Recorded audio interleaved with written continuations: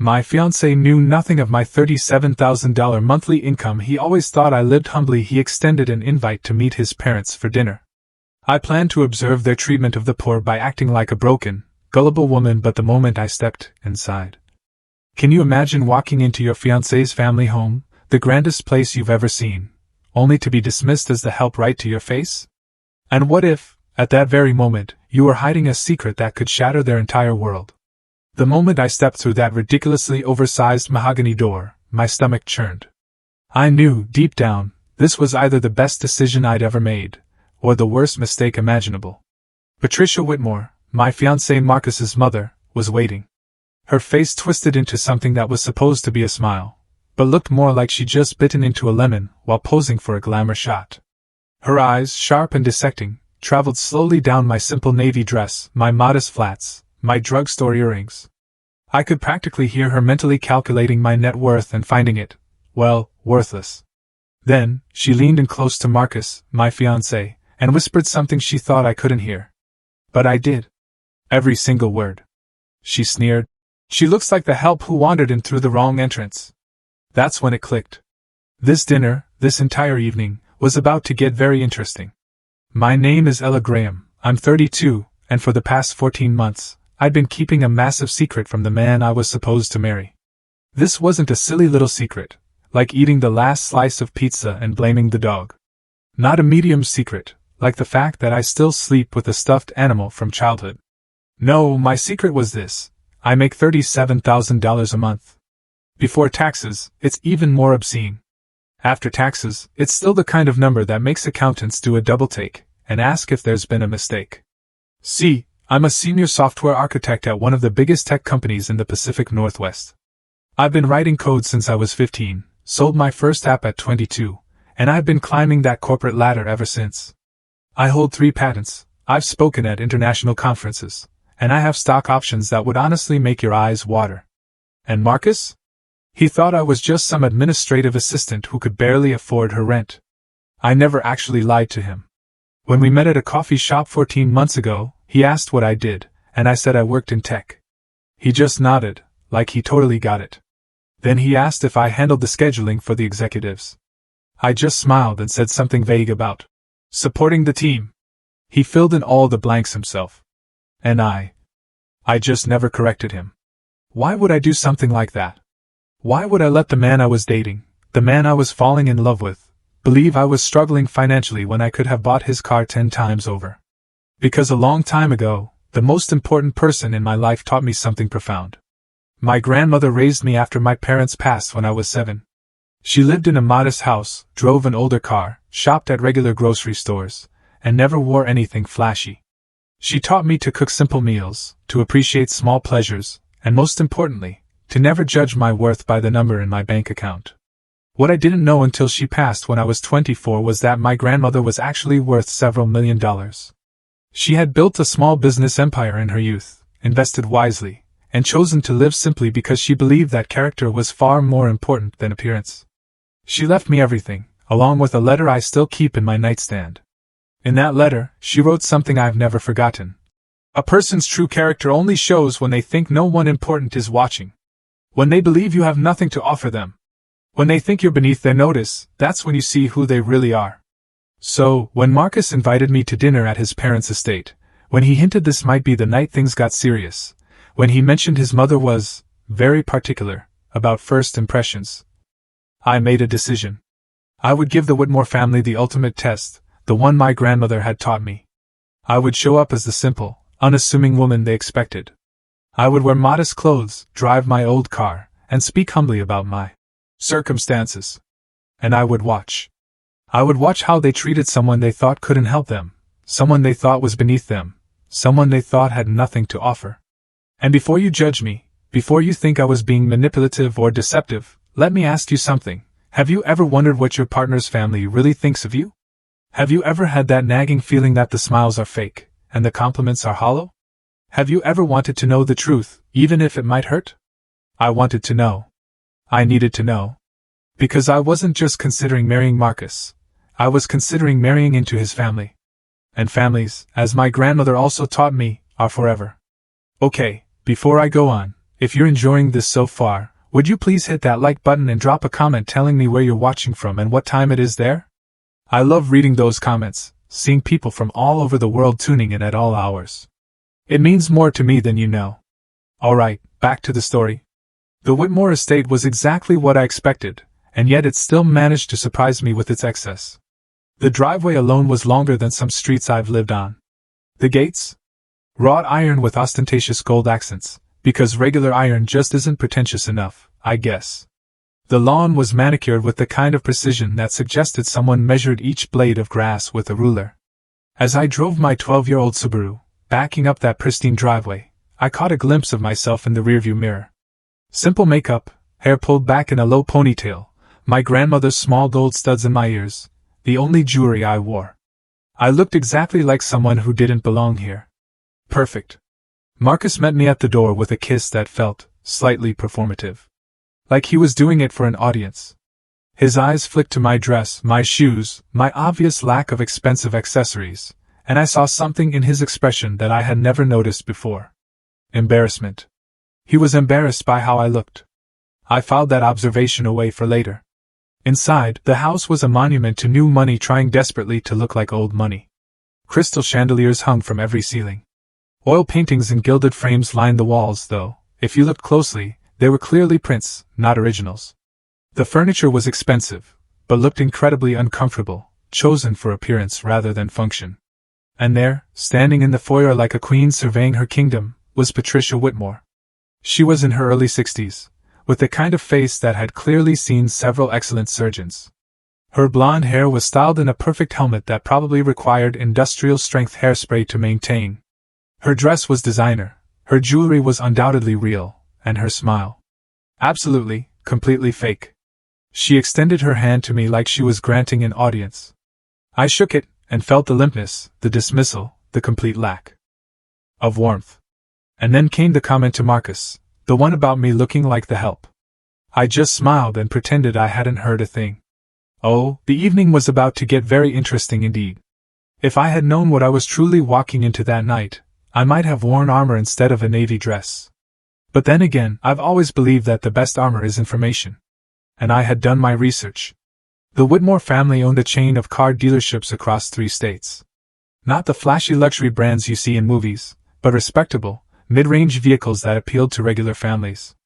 Marcus's father, Harold, had inherited the business from his own father and had spent the last 30 years expanding it. Patricia had married into the family at 23 and had immediately set about climbing the social ladder with the determination of a woman who knew exactly what she wanted. They had 2 children. Marcus, my fiancé, was 34 and worked as a marketing manager at a company that had nothing to do with the family business. This, I knew, was a sore point with Harold, who had expected his son to take over the dealerships. And then there was Vivian, the older sister, who was 38 and treated the family fortune like her personal piggy bank. I had found all of this through public records, social media, and a few well-placed Google searches. I had seen photos of lavish parties, society events, and charity galas. I had read articles about Patricia's philanthropy, though a closer look revealed that most of her donations came with significant tax benefits and publicity opportunities. But none of this had prepared me for meeting Vivian in person. She arrived 20 minutes late, which I would later learn was her signature move. Making an entrance was clearly more important than being respectful of other people's time.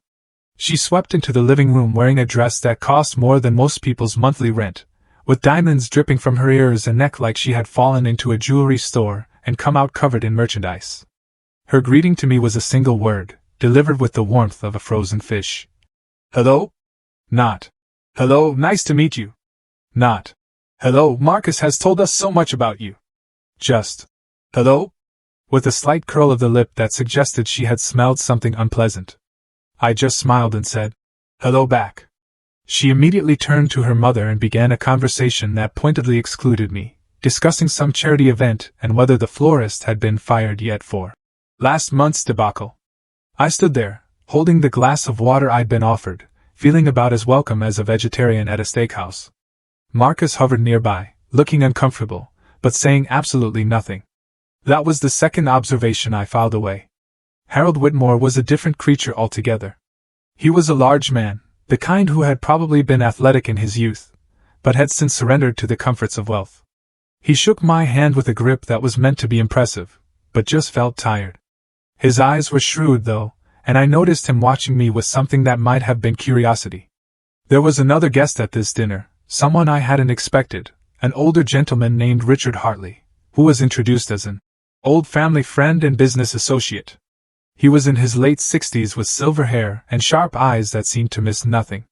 When he shook my hand, his gaze lingered on my face with a flicker of recognition that confused me. Did I know him? Had we met somewhere before? I couldn't place him, and he didn't say anything, but throughout the evening, I would catch him staring at me with that same puzzled expression. Patricia led us into the dining room, which was decorated like someone had been given an unlimited budget and zero taste. The table was long enough to host a royal banquet. The chairs were upholstered in what I assumed was real silk, and the place settings included more forks than I had ever seen outside of a restaurant supply store.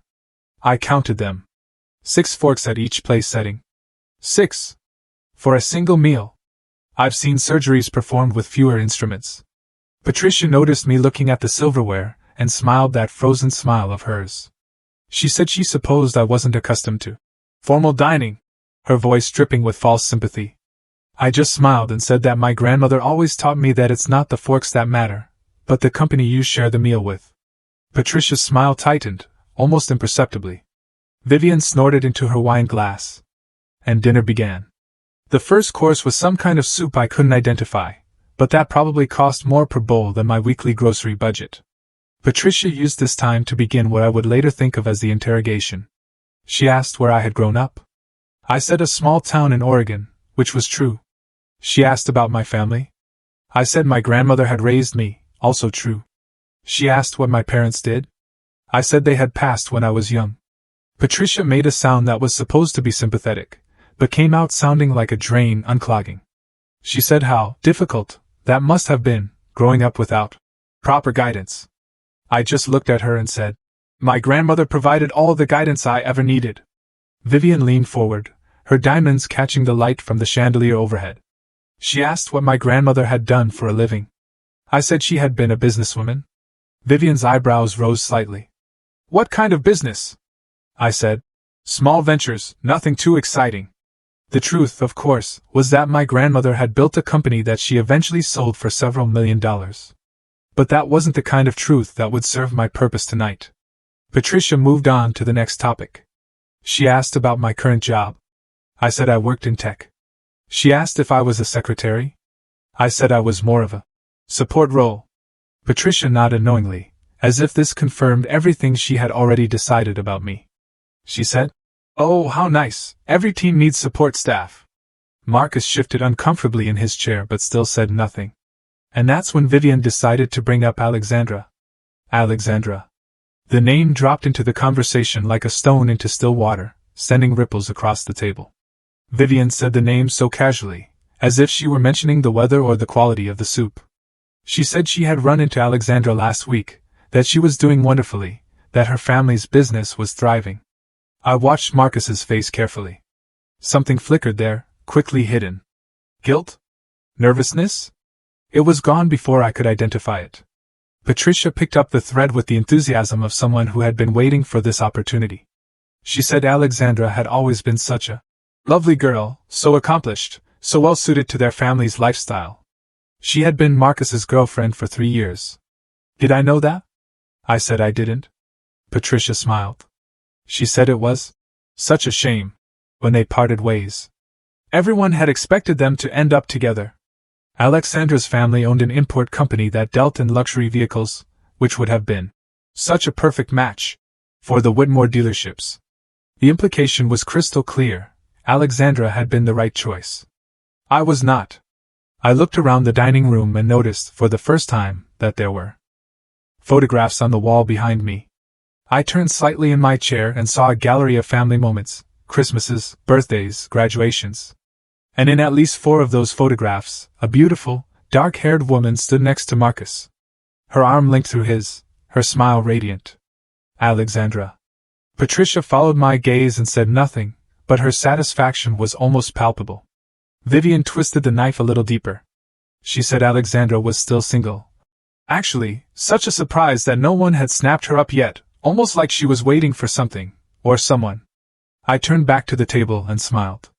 I said she sounded like a remarkable woman. This was clearly not the response Vivian had expected. She blinked momentarily, thrown off balance. Patricia recovered first. She said, "Yes, Alexandra was remarkable." And then, with the subtlety of a sledgehammer, she added that she hoped I wouldn't feel too out of place in their world, given my more modest background. I asked what she meant by modest. Patricia's smile grew teeth. She said she understood that not everyone was born into certain advantages, that some people had to work ordinary jobs and live ordinary lives, that there was no shame in being common. Common. She had called me common. I felt something shift inside me. A cold, hard resolve. But I kept my expression neutral. I had come here to learn the truth about these people. And the truth was becoming very clear indeed. Marcus finally spoke up. He said his mother didn't mean anything by that. That she was just being protective of him. Patricia patted his hand and said, "Of course I'm protective. A mother always wants the best for her son." The unspoken conclusion hung in the air like smoke. "And you, Ella, are not the best." Harold cleared his throat and attempted to change the subject. He asked about my hobbies, whether I had any interests outside of work. I said I enjoyed reading, hiking, cooking simple meals. Nothing fancy. Vivian laughed and said, "That was adorable." Like a child listing their favorite activities. Richard, the family friend, spoke for the first time since we'd sat down. He said he thought there was something to be said for simple pleasures, that his own grandmother had lived a modest life and been the happiest person he had ever known. Patricia shot him a look that could have curdled milk. Richard ignored her and continued, looking at me with that strange, searching expression. He asked what my grandmother's name had been. I said, "Margaret Graham." Richard's eyebrows rose slightly, but he said nothing more, just nodded thoughtfully and returned his attention to his soup. The rest of dinner continued in much the same way. Patricia and Vivian took turns asking questions designed to remind me of my place, which in their minds was somewhere far beneath them. Marcus occasionally made weak attempts to defend me, but his heart clearly wasn't in it. Harold stayed mostly silent, watching the proceedings with the tired resignation of a man who had learned long ago that arguing with his wife was pointless. And through it all, Richard watched me. By the time dessert arrived, I had learned everything I needed to know about the Whitmore family. They were snobs of the highest order, the kind who measured human worth in dollars and social connections. They saw me as an obstacle to be removed, a problem to be solved, a mistake Marcus had made that needed correcting. But I had also learned something else, something I hadn't expected. Marcus was not the man I had thought he was. The Marcus I had fallen in love with was kind and attentive, and seemed genuinely interested in me as a person. But this Marcus, the one who sat at his mother's table and let her tear me apart without a word of real protest, was someone different. Someone weaker. Someone who cared more about his family's approval than about defending the woman he claimed to love. I wondered which one was the real Marcus. I was about to find out. After dessert, Patricia announced that we would have coffee in the sitting room. The men drifted toward the windows to discuss business, while Vivian excused herself to make a phone call.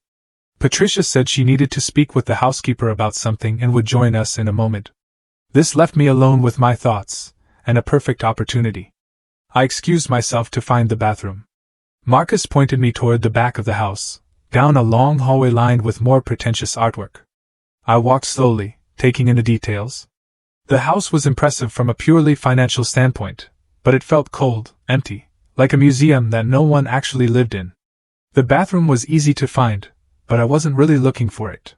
What I was looking for was information, understanding, some clue that would help me make sense of the evening. I found something much better. As I walked past a partially open door, I heard voices. Patricia's voice, and Vivian's. I stopped. Every instinct told me to keep walking, to respect their privacy, to not eavesdrop like a character in a soap opera. But something in Patricia's tone made me pause. Something sharp, urgent. I moved closer to the door, staying in the shadows. Patricia was saying that they needed to deal with this situation quickly. That Marcus couldn't be allowed to make this mistake. Vivian agreed. She said she couldn't believe he had actually brought her here. That she had thought this was just a phase like his vegetarian period in college. Patricia retorted. This is more serious than a diet. This woman could ruin everything. I felt my heart beating faster. They were talking about me. Of course, they were talking about me. But what came next was what really made my blood run cold. Vivian said, the timing couldn't be worse. We need the merger with the Castellano family to go through, and Marcus needs to be with Alexandra for that to happen. Castellano? That was Alexandra's family name, the luxury car importers. Patricia agreed. She said the dealership was in trouble, that they needed the Castellano partnership to survive the next fiscal year. I felt the floor shift beneath me. The Whitmore dealerships were in financial trouble. I had suspected something from my research, but this confirmed it. Vivian continued. She said Marcus was supposed to keep Alexandra interested while they worked out the details. That was the plan. Alexandra's family would invest in the dealerships, and in return, they would get access to the Whitmore distribution network. Patricia said Marcus had assured her that he was keeping his options open with Alexandra. Options open. While he was proposing to me? I leaned against the wall, my mind racing. This wasn't just snobbery. This wasn't just a family who didn't like their son's girlfriend. This was calculated. Strategic. Marcus wasn't just a weak man who couldn't stand up to his mother. Marcus was using me. But for what? Why keep me around if Alexandra was always the plan? Vivian answered my unspoken question. She said Marcus was such a fool. He actually seemed to like this little secretary. This nobody. He was supposed to use her as a placeholder until the deal with Alexandra was finalized, but he was getting attached. A placeholder. That's what I was. A placeholder. A distraction. Someone to keep Marcus occupied while the family worked out their business arrangements. Patricia said they would handle it. She said they would make the engagement announcement tonight, get Marcus publicly committed to this girl, and then find a way to break them up before the wedding. Once they had Alexandra secured, they would discover some terrible secret about me that would justify ending the engagement. Vivian asked. What terrible secret? Patricia said they would invent one if necessary. I stood in that hallway, frozen, listening to two women plan the destruction of my relationship like they were planning a dinner party. And then Vivian said something that made everything even worse. She said, at least the girl was too stupid to suspect anything. Marcus had picked well in that regard. She was naive, trusting, probably just grateful that someone like Marcus had noticed her at all. Patricia laughed and agreed. I stepped back from the door, moving silently down the hallway. My hands were shaking, but not with hurt. With anger. They thought I was stupid. They thought I was naive. They thought I was so desperate for love that I would accept whatever crumbs they threw my way. They had no idea who they were dealing with. I found the bathroom, splashed some cold water on my face, and looked at myself in the mirror. The woman looking back at me was not broken. She was not devastated. She was thinking. I had come here tonight to test Marcus's family, and they had failed spectacularly. But the test had revealed something I hadn't expected. Marcus himself was part of the problem. He wasn't just caught between me and his family. He was actively deceiving me. The question now was what to do about it. I could confront him. I could walk out there right now and tell everyone exactly what I had heard. I could create a scene, expose their plans, and leave this house forever. But that would be too easy, too quick. They would dismiss me as emotional, dramatic, bitter. They would tell themselves that I was just proving their point about me. No. If I was going to respond to this betrayal, I would do it my way, on my terms, with a plan they would never see coming. My grandmother had taught me many things, but one lesson stood above all others. She said that when someone underestimates you, they have given you a gift, the gift of surprise. Patricia and Vivian had just given me the greatest gift of all. They had no idea what I was capable of. I fixed my makeup, smoothed my hair, and walked back to the sitting room with a smile on my face. The game was just beginning. When I returned to the sitting room, something had changed. The furniture had been rearranged slightly. The lighting adjusted. Patricia was standing by the fireplace with a look of barely concealed anticipation. Harold had positioned himself near the doorway, looking uncomfortable. Vivian was pretending to examine a painting, but I caught her glancing at Marcus with a smirk. And Marcus was standing in the center of the room, looking nervous. Too nervous. He turned when I entered, and his face broke into what was supposed to be a loving smile. He walked toward me, took my hands in his, and said he wanted to ask me something. I felt the trap closing around me. Marcus said that he knew we hadn't been together very long, and that his family could be a little overwhelming at first, but he said he knew what he wanted. He said he wanted me. And then he got down on one knee. The ring he produced was large and flashy, exactly the kind of thing Patricia would approve of. It was also, I noticed immediately, of questionable quality. The diamond was cloudy, the setting uneven. It was the kind of ring that looked impressive in dim lighting, but would reveal its flaws in the harsh light of day, much like the man holding it. Marcus asked me to marry him. Behind him, Patricia was beaming. This was clearly the plan, the first step in their strategy. Get Marcus publicly committed to me, then find a way to dispose of me later. In the meantime, they would use the engagement to keep Alexandra waiting, dangling the promise of Marcus while they worked out their business arrangements. I understood all of this in the space of a heartbeat. I also understood that I had a choice to make. I could say no. I could reject this proposal from a man who was using me in front of a family who despised me. I could walk out with my dignity intact and never see any of them again. But that would end the story too soon. I thought about what I had heard in the hallway. I thought about their plans to invent some scandal about me. I thought about how they saw me as stupid, naive, disposable. And I thought about how satisfying it would be to show them exactly how wrong they were. So I said yes. Marcus slipped the ring on my finger, and Patricia began clapping like she was at a theater performance. Vivian offered her congratulations with all the warmth of a January morning in Alaska. Harold shook Marcus's hand and told him he had done well. Richard caught my eye from across the room. There was something in his expression, something knowing, like he suspected that this story had a few more chapters to go. I smiled at him, and he smiled back. The rest of the evening passed in a blur of champagne and false congratulations. Patricia talked about engagement party planning. Vivian discussed venues.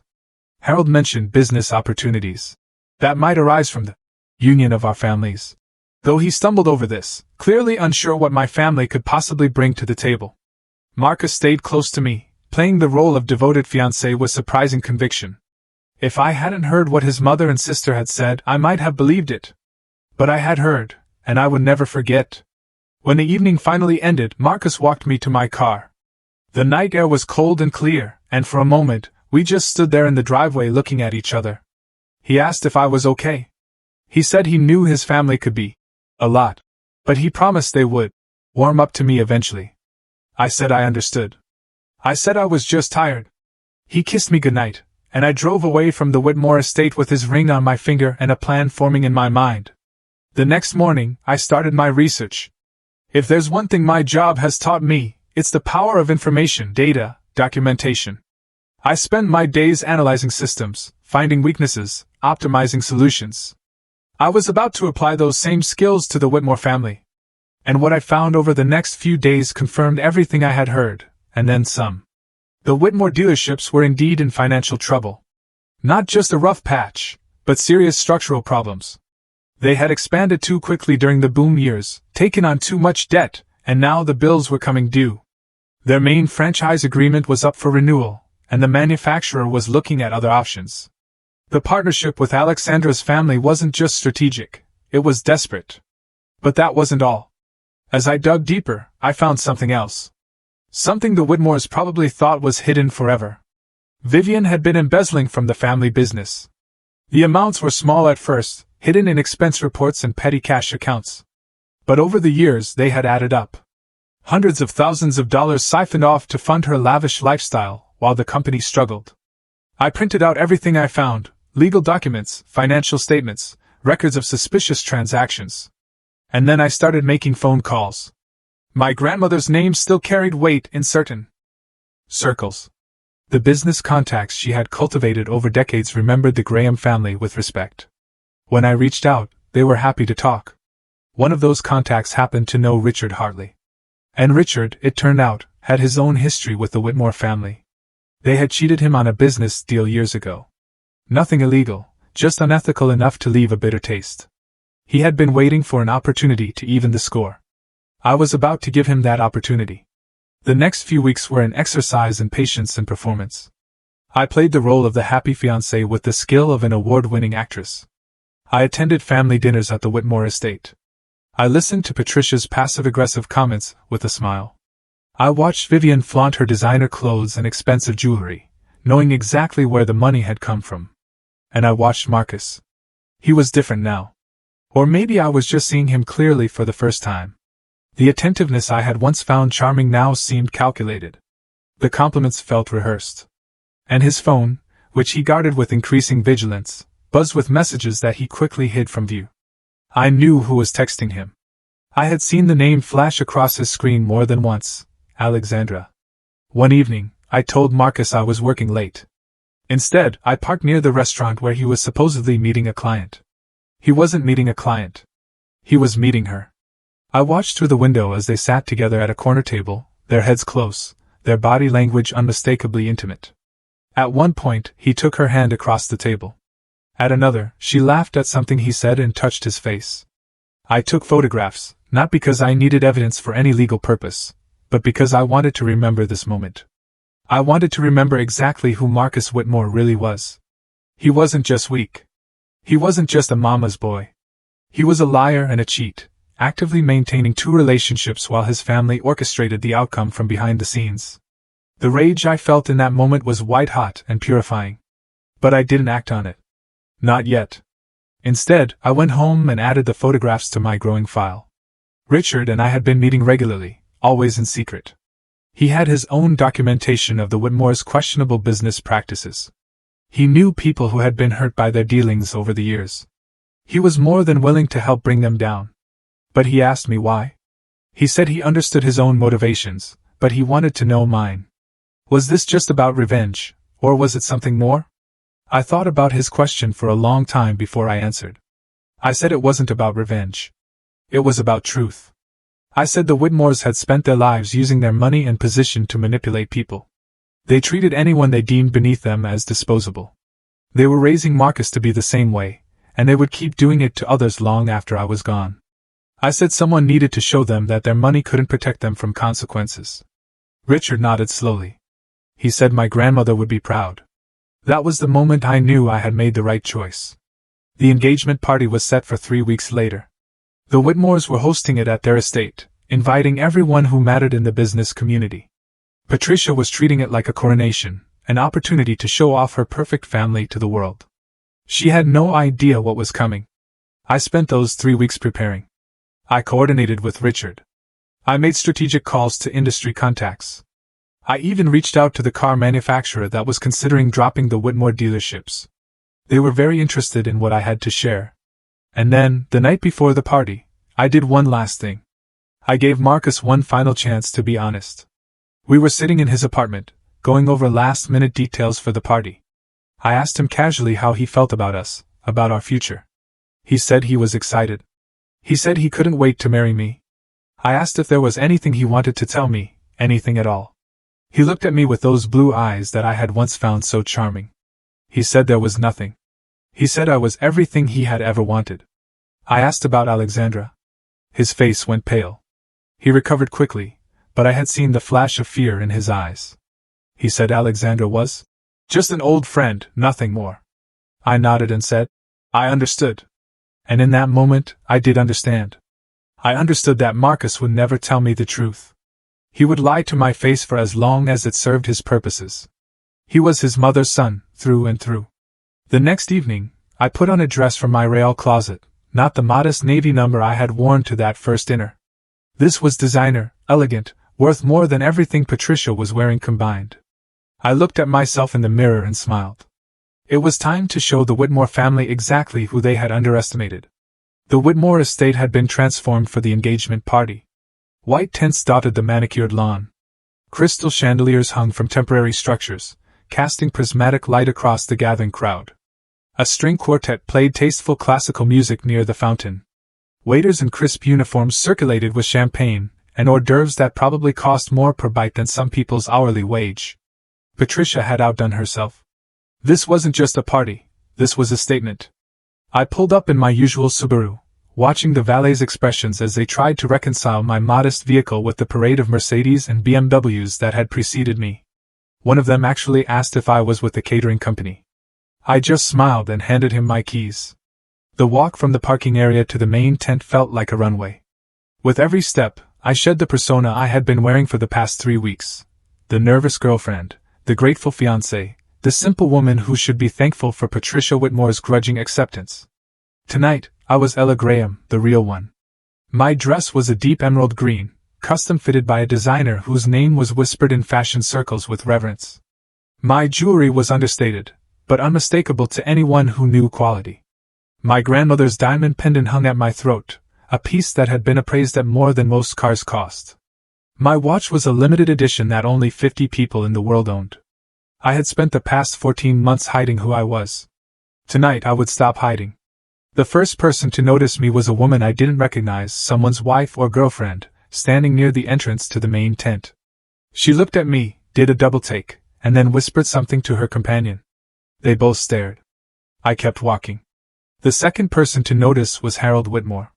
He was greeting guests near the bar, performing his duties as host with the tired enthusiasm of a man who would rather be watching golf. When he saw me, his welcoming smile froze in place. His eyes traveled from my face to my dress to my jewelry and back again, and I watched confusion replace his practiced hospitality. I said good evening and thanked him for hosting such a lovely party. He stammered something about being glad I could make it, his eyes still trying to solve the puzzle I presented. I moved on before he could ask any questions. The main tent was filled with perhaps 100 guests, a carefully curated collection of business associates, society figures, and family friends. I recognized some faces from my research, the regional manager from the car manufacturer, several competing dealership owners, a journalist from the local business publication. And there, holding court near the champagne fountain, was Patricia Whitmore. She was wearing a cream-colored gown that had probably cost a small fortune, though it was clearly off the rack despite her best efforts to suggest otherwise. Her jewelry was impressive by normal standards, but unremarkable by the standards of true wealth. She was laughing at something one of her guests had said, her head thrown back in that practiced way that suggested she had learned to fake amusement at finishing school. She hadn't seen me yet. I collected a glass of champagne from a passing waiter and made my way through the crowd, stopping to introduce myself to several guests along the way. Each interaction followed the same pattern: confusion at my appearance, surprise when I mentioned I was Marcus's fiancée, renewed confusion when my dress, my jewelry, my manner didn't match whatever they had been told about me. Word was spreading. I could see it in the whispers, the sidelong glances, the phones being subtly checked as people tried to figure out who I really was. Good. I finally reached Patricia's circle just as she was finishing a story about her recent charity work. She turned to greet the newcomer with her standard frozen smile, and then her face went through a remarkable transformation. First, confusion. Then, recognition. Then, disbelief. Then, something that might have been fear. She said my name like a question. I said, "Good evening, Patricia," and thanked her for throwing such a beautiful party. Her eyes were moving rapidly, taking in every detail of my appearance. The dress that cost more than her monthly household budget, the pendant that had been featured in a jewelry magazine, the watch that she had probably never seen outside of an advertisement. She asked where I had gotten these things, her voice carefully controlled, but unable to hide the tremor beneath. I said they were just a few pieces I had been saving for a special occasion. Vivian appeared at her mother's side, summoned by some invisible distress signal. She looked at me, and her expression went through the same journey: surprise, confusion, recognition, disbelief. But Vivian recovered faster. She said the dress was interesting, her voice dripping with false sweetness. She asked if it was a rental. I told her the designer's name. I said he was a friend who had made it specifically for me. The designer's name hit Vivian like a physical blow.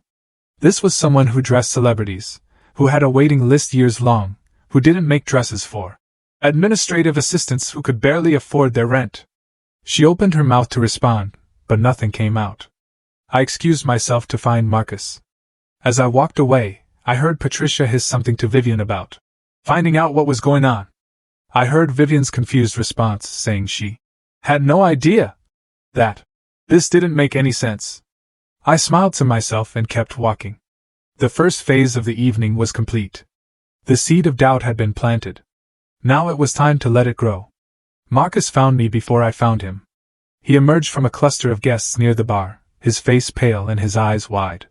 He had clearly heard the whispers, seen the looks, tried to reconcile the woman standing before him with the woman he thought he knew. He asked what was going on. He asked where I had gotten the dress, the jewelry, the transformation. He asked why I looked like a completely different person. I said I looked like myself. He stared at me, and I watched something shift behind his eyes, not understanding exactly, more like the first crack in a wall that had been hiding an uncomfortable truth. He asked if we could talk privately. I said, later. I said, this is our engagement party, after all. We have guests to attend to. Before he could protest, I took his arm and steered him toward a group of business associates. These were the men and women who ran the automotive industry in our region. The people whose opinions actually mattered to the Whitmore dealership's survival. They had been watching my entrance with undisguised curiosity. I introduced myself properly this time. I gave my full name, Ella Graham, and mentioned my position at my company. I watched their expressions change as they recognized the company name, as they realized who I actually was. One of them, a silver-haired man who ran a competing dealership chain, said he had heard of me. He said his nephew worked in tech and had mentioned my name in connection with some innovative software solutions. I said that was very kind of him. Another guest, a woman who handled mergers and acquisitions for a major investment firm, asked if I was related to Margaret Graham. I said she was my grandmother. The woman's eyebrows rose. She said my grandmother had been a remarkable businesswoman. She said the Graham name still carried significant weight in certain financial circles. I could feel Marcus tensing beside me. He had no idea what any of this meant. He had never asked about my family beyond the most superficial questions. He had assumed poor meant unimportant, and he had never bothered to look deeper. His mistake. The evening continued, and with each conversation, the truth spread further. People were talking, checking their phones, confirming details. The narrative was shifting beneath the Whitmore's feet, and they didn't know how to stop it. Richard arrived about an hour into the party. He found me near the rose garden, momentarily alone while Marcus was pulled away by his father for some urgent conversation. Richard said the manufacturer's representative was here. He said the man had been very interested in the documentation Richard had shared with him earlier in the week. I asked if he was ready. Richard said he had been ready for years. We talked for a few more minutes, finalizing the details of what would happen next. Then Richard melted back into the crowd, and I returned to my role as the happy fiancé. Patricia found me next. She had regained some of her composure, though I could see the strain around her eyes. She pulled me aside with a grip that was stronger than necessary, and demanded to know what I was doing. I asked what she meant. She said I knew exactly what she meant. She said, the dress, the jewelry, the stories I was telling people about my grandmother and my job. She said she wanted to know what my game was. I said there was no game. I said I was simply being myself. She said that was impossible. She said Marcus had told her about my circumstances. She said I was a secretary who lived in a studio apartment and drove a car that belonged in a junkyard. I said Marcus had made certain assumptions. I said I had never actually told him those things. Patricia's face went very still. I said I worked in tech, which was true. I said I had a support role, which was also true, since architects support the development teams. I said I had never claimed to be poor. I said I had simply never corrected their assumptions. She asked why. I looked at her directly. I said, my grandmother taught me that a person's true character only shows when they think no one important is watching. I said, I wanted to know who the Whitmore family really was. Patricia's face drained of color. I said, now I knew. Before she could respond, the string quartet stopped playing. Harold Whitmore's voice came over the speaker system, announcing that it was time for the official toasts and speeches. Patricia looked at me with something that might have been fear. I smiled and walked toward the stage. The main event was about to begin. The stage had been set up at the far end of the main tent, decorated with flowers and soft lighting that was probably meant to be romantic, but instead felt like a spotlight waiting for its moment. Harold stood at the microphone, welcoming guests and thanking them for coming to celebrate this special occasion. He talked about family, about tradition, about the importance of strong partnerships in both business and life. His eyes kept darting to Patricia, who was making her way through the crowd toward the stage with the determination of a general approaching a battlefield. She reached the microphone just as Harold was finishing his remarks. She took over smoothly, her composure firmly back in place, her smile as frozen and perfect as ever.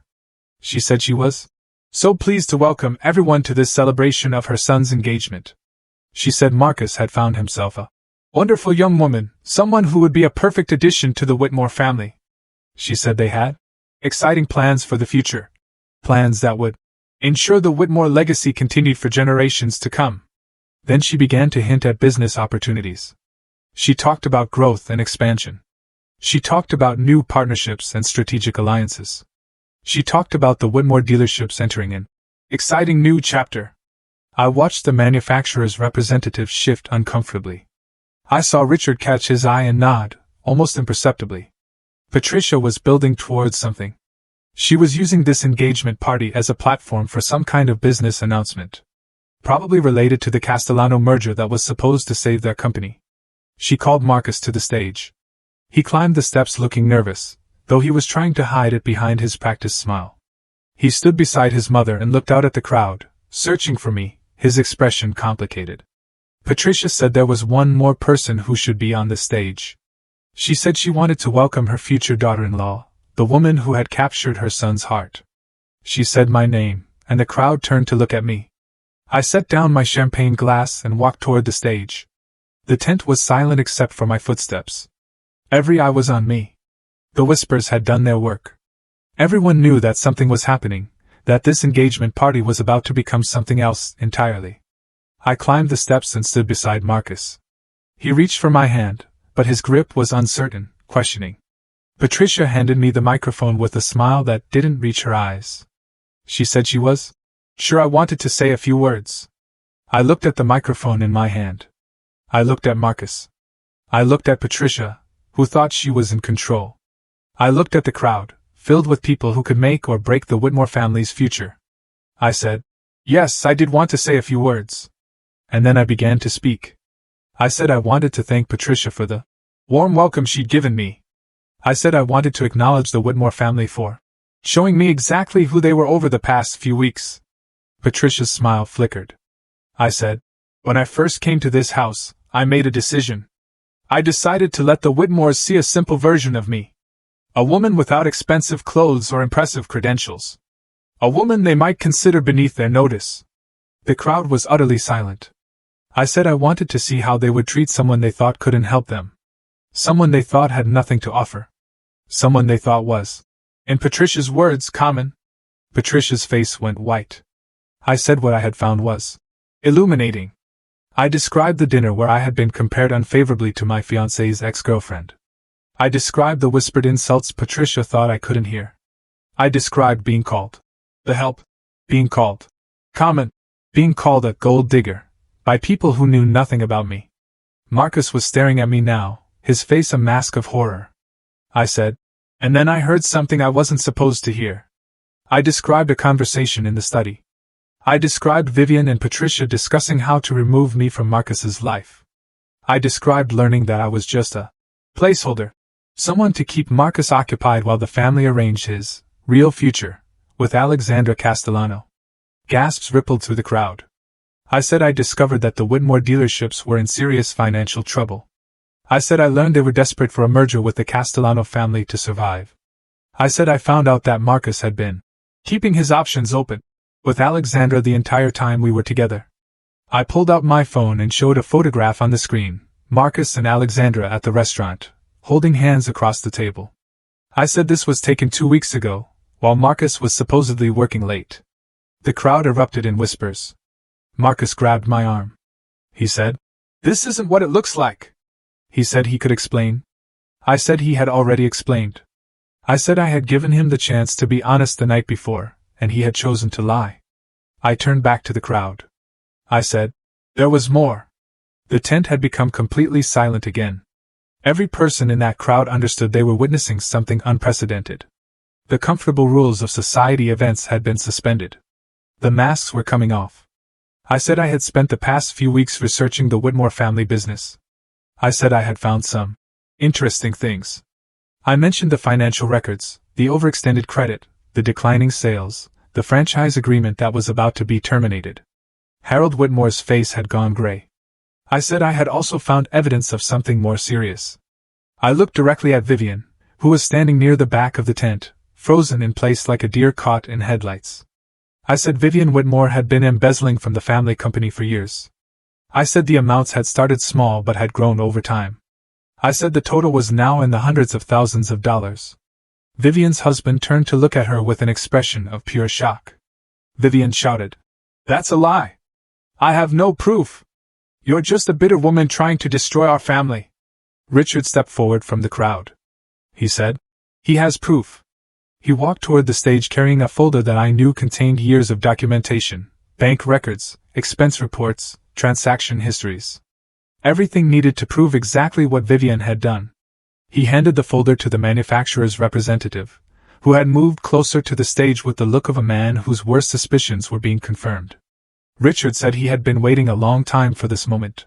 He said the Whitmores had cheated him on a business deal 15 years ago, and he had never forgotten. He said when Ella had approached him with evidence of their current misdeeds, he had been happy to contribute what he knew. Patricia found her voice. She said, "This is outrageous. You have no right to make these accusations. I'll sue you for defamation." I said she was welcome to try. I said everything I had shared was documented and verifiable. I said the financial records were public information, available to anyone who knew where to look. I said the evidence of Vivian's embezzlement had been compiled from sources that would hold up in any court. I looked at Marcus, who was still standing beside me, looking like a man whose entire world had collapsed. I said, "There is one more thing." I reached up and removed the engagement ring from my finger. The cloudy diamond caught the light, revealing all its flaws. I said I would not be marrying Marcus Whitmore. I said I had never intended to. Not after I learned the truth about him and his family. I said the only reason I had said yes to his proposal was to give them enough rope to hang themselves. I handed the ring back to Marcus. I said he should give it to Alexandra. I said she was clearly the one he actually wanted. Marcus's face crumpled. He said, "That's not true. I have feelings for you. The thing with Alexandra was just business, something his mother had arranged." I said that was exactly the problem. I said he had let his mother arrange his life, his relationships, his future. I said he had never once stood up for me when his family attacked me. I said he had lied to my face about Alexandra even when I gave him the chance to be honest. I said a man who couldn't be honest with the woman he claimed to love was not a man I wanted to marry. The crowd was absolutely silent. I turned to face them one final time. I said I was Ella Graham. I said I was a senior software architect who had built a career through hard work and integrity. I said I made more money in a month than most people made in a year, and I lived simply because my grandmother had taught me that wealth was not the measure of a person's worth. I said the Whitmores had shown me their true character. They had revealed themselves as people who judged others by their bank accounts and social status. They had treated me with contempt because they thought I had nothing to offer them. I said that was the kind of character that would eventually destroy them, with or without my help. I set the microphone down on the podium and walked off the stage. The crowd parted from me like water. No one spoke. No one tried to stop me. Behind me, I heard the chaos begin. I didn't look back as I walked through the tent, but I could hear everything. Patricia's voice, high and desperate, trying to salvage the situation. She was saying there had been a misunderstanding, that I was clearly disturbed. That none of what I had said was true. But the damage was done.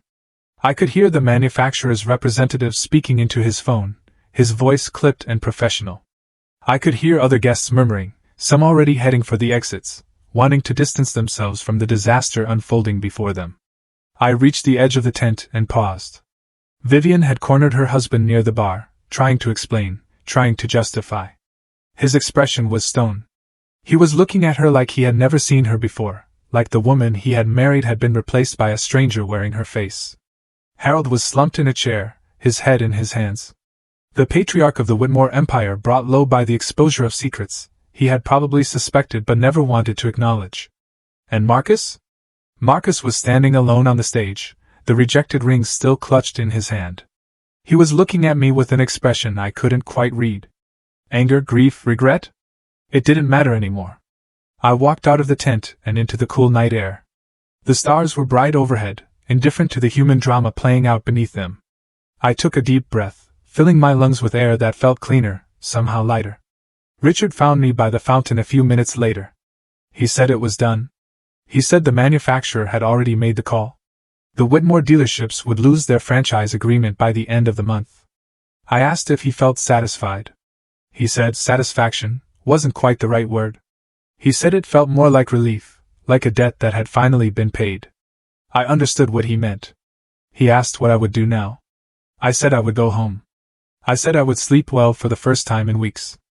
I said I would wake up tomorrow and continue building the life I had created for myself. The life that had nothing to do with Marcus Whitmore or his family. Richard nodded. He said my grandmother would have been proud of me tonight. I felt tears prick at my eyes, unexpected and unwelcome. I said, I hope so. He handed me a business card. He said if I ever needed anything I should call. He said he owed me one. I tucked the card into my purse and thanked him. Then I walked to the valet station, collected my old Subaru from a very confused attendant, and drove away from the Whitmore estate for the last time. In my rearview mirror, I could see guests streaming out of the tent, the party dissolving into chaos. I could see Patricia gesturing wildly, still trying to control a narrative that had slipped completely beyond her grasp. I turned my eyes back to the road and didn't look again. The drive home was quiet. I didn't turn on the radio. I didn't call anyone. I just drove through the night, letting the miles put distance between me and everything that had happened. When I finally reached my modest apartment, I sat in the car for a long moment before going inside. I thought about Marcus, about the man I had believed he was and the man he had turned out to be. I thought about how close I had come to marrying him, to binding my life to his, to becoming part of a family that would have treated me with contempt forever. I thought about my grandmother and the lessons she had taught me about character and worth. And I thought about the future, my future, the one I would build for myself, on my own terms, with people who valued me for who I was rather than what I could give them. I got out of the car and went inside. My apartment was small and simple, just the way I liked it. I made myself a cup of tea, changed out of my designer dress, and sat by the window in my old, comfortable robe. The city lights sparkled below me. Thousands of lives playing out in thousands of windows. I was just one of them. Nothing special, nothing extraordinary. And that was exactly how I wanted it. 1 week later, I was sitting at my kitchen table with my morning coffee when my phone buzzed with a news alert. The headline read, Whitmore Automotive facing closure after franchise termination. I read the article slowly, absorbing the details. The manufacturer had officially ended their partnership with the Whitmore dealerships, citing concerns about financial management and ethical practices. Without the franchise agreement, the dealerships couldn't sell new vehicles. Without new vehicle sales, the business couldn't survive. The article mentioned that several former business partners had come forward with their own complaints about the Whitmore family's practices. It mentioned that an internal investigation had revealed financial irregularities that were now being reviewed by authorities. It mentioned that Vivian Whitmore had been asked to step down from her position in the company pending further inquiry. It did not mention me. I had asked Richard to keep my name out of it, and he had honored that request. The story would be about the Whitmore's own misdeeds, not about the woman who had exposed them. I didn't want fame or recognition. I just wanted the truth to come out, and it had. I finished my coffee and looked around my small kitchen. The same kitchen I had been sitting in a month ago when I had first driven to the Whitmore estate to meet Marcus's family. The same kitchen where I had made the decision to test them, to see who they really were beneath their polished surface. So much had changed since then, and so much had stayed exactly the same. My phone buzzed again. This time, it was a text from Marcus. He said he needed to see me. He said he could explain everything. He said he had made mistakes, but he still cared about me. He asked if we could meet for coffee. Just to talk. I looked at the message for a long moment. Then I deleted it without responding. Some doors, once closed, should stay closed. I stood up and walked to my window, looking out at the morning sun rising over the city. It was going to be a beautiful day. A day for new beginnings. For moving forward. For building something better. My grandmother's pendant hung at my throat, warm against my skin. I touched it gently, thinking about the woman who had taught me everything I knew about character and worth.